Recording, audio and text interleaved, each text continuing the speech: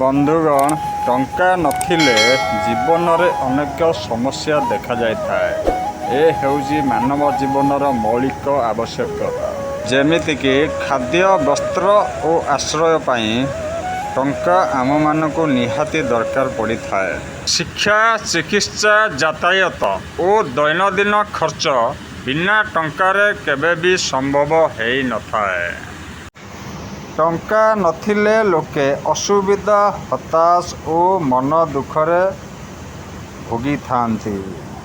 ସମାଜରେ ସମ୍ମାନ, ପ୍ରତିଷ୍ଠା ଓ ସୁଯୋଗ ମଧ୍ୟ କମିଯାଇଥାଏ।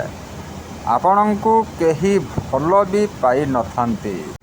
ବେକାର ଓ ଗରିବ ଲୋକ ଅନେକ ଥର ଅନ୍ୟ ଉପାୟ ଦେଖିଥାନ୍ତି, ଯାହା ଅନୈତିକ ହୋଇପାରେ।